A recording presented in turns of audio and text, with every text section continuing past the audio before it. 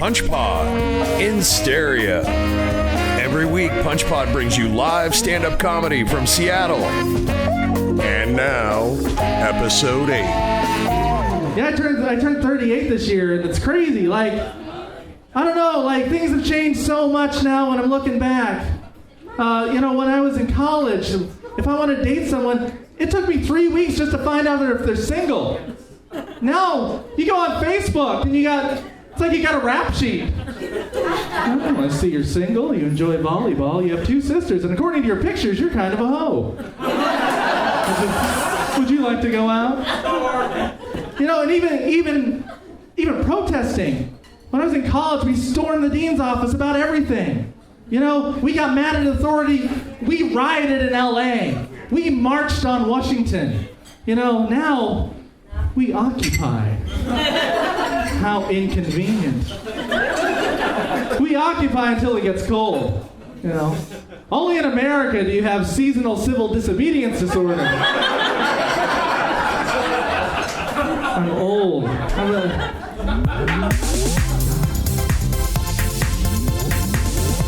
I'm just going to do it fun. Here's some characters.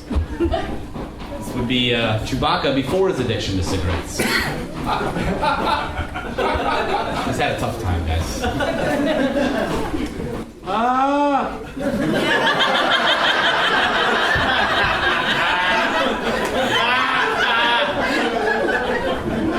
This is 375-pound Elton John singing Benny and the Jets. Benny!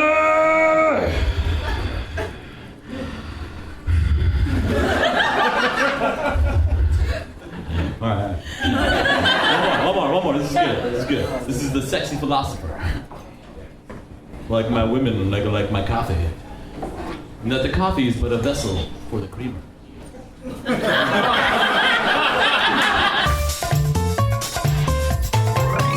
I was at a fast food place the other day, because obviously my body is my temple. And as I was making my order, the woman who was taking the order said, "Would you like to try one of our street tacos?" I'm pretty sure a friend of mine got a bad case of crabs from some street taco one time, so no thanks. Speaking of street food, I saw this concert the other night with a buddy of mine, and when we stepped outside after the show, there was one of those hot dog carts. Have you guys seen those? Yeah. My buddy's like, "Oh, this smells delicious. We gotta get one." Like, dude, I'm 43. I can't eat hot dogs. And besides, the hot dogs are made from all lips and assholes, right? And the guy who's serving the hot dog says, "No, these are chicken." So that's even worse, man. Chickens don't have lips. Exactly.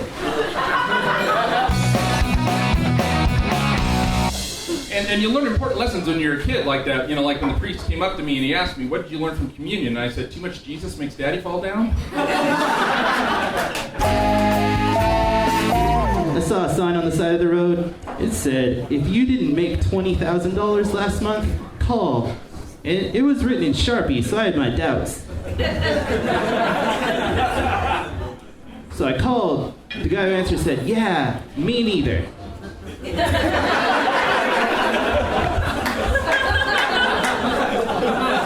That's a thinker.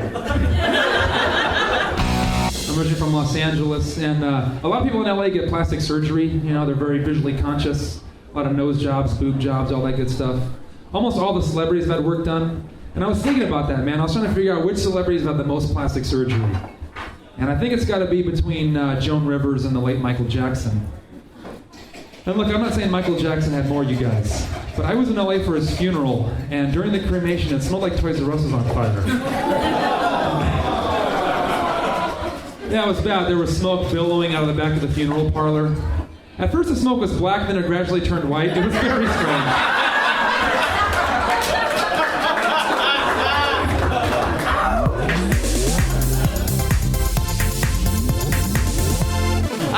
I held my friend's baby and 6-month-old daughter, and she's so cute, so adorable, and I'm just so scared because they're little fragile Fabergé eggs, right? Dude, every little thing you do can fuck up a kid. And so I was just enamored. I have baby fever, and I was gonna call the baby a cute nickname. Oh, and the nickname was here, and then it's coming out of my mouth, and then another word rushed out and grabbed that word, and then fucked it. And then made a shitty word, because when that happens to you, what comes out of your mouth is like, word salad. I'm sorry, I don't even know what the fuck I was talking about. Sorry. But what came out of my mouth was, who's Uncle Derek's little cookie pussy?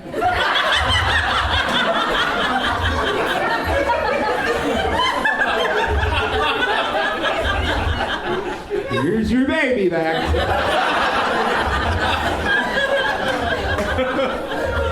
Those are two of my favorite words separately, but not together like that.